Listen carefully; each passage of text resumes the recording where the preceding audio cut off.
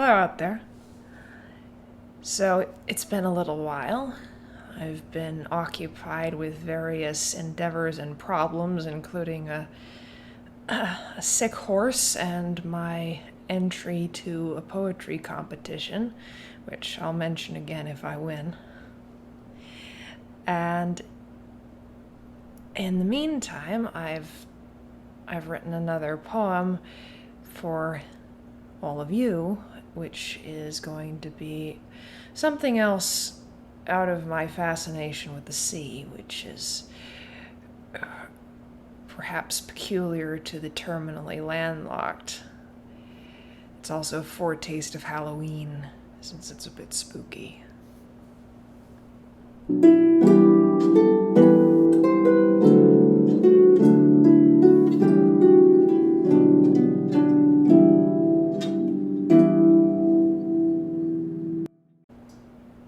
The Dauntless Marianne. The rigging creaked aboard the Dauntless Marianne, but on her deck moved not the shadow of a man. Her sails in disarray caught breaths of wind at will. She sailed as though her course was plotted for her still. A shoal was a thing to be drifted round with ease, though man-ships might suffer their hard and bitter fees. Storms and squalls were good to her as any gentle breeze.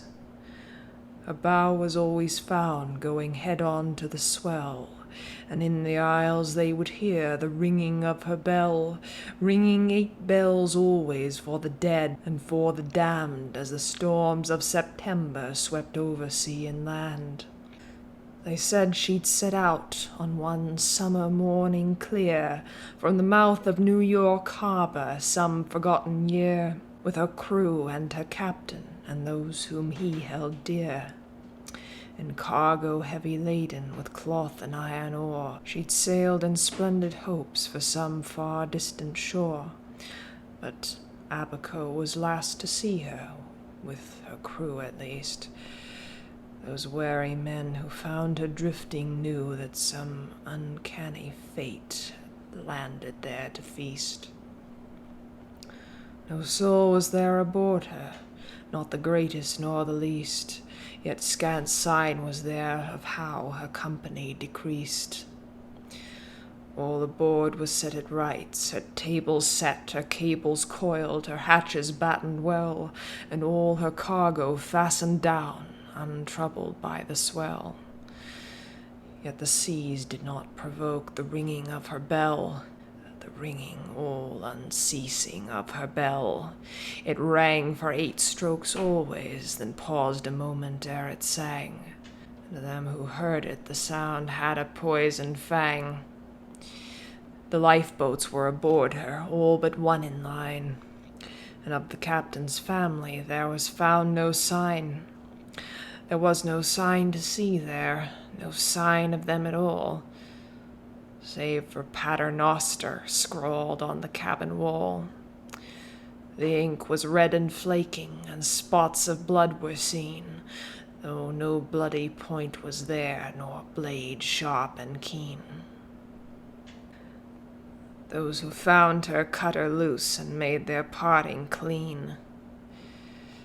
Men wonder when they see her at what the doom had been, pirates or mutiny or something never seen, some great arm of the sea that swept the deck at will, or something darker, deeper, that's whispered with a chill, something out of shadow that no mortal hand could fight, some thing that crawling came out of the sea at night.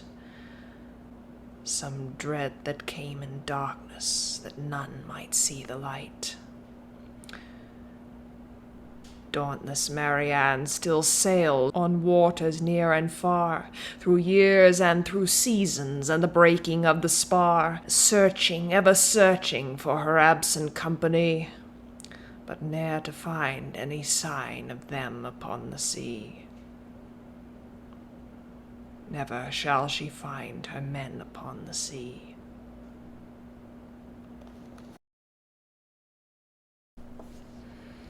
Well, I hope those of you out there who do have experience of boats in real life find that seaworthy. It's actually the first of two poems I have planned about ghost ships. The next one will be much longer and more complicated. And in the meantime, I have another poem I'm planning to put up, which is sort of pseudo-Arthurian. I finished it quite a while ago, but I was thinking of setting part of it to music. I have set part of it to music, at least as far as the melody goes. And I may put that up, one version where I'm speaking the entire thing, and another one where I will be speaking part of it and singing part of it, or alternatively,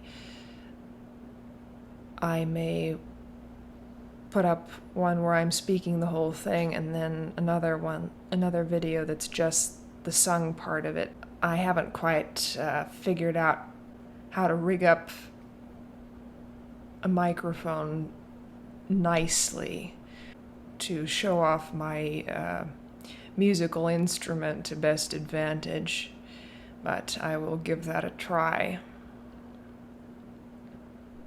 So, small glimpse into the future. If you enjoyed that, please like, share, subscribe, and comment. You can also comment if you didn't like it. And see you next time.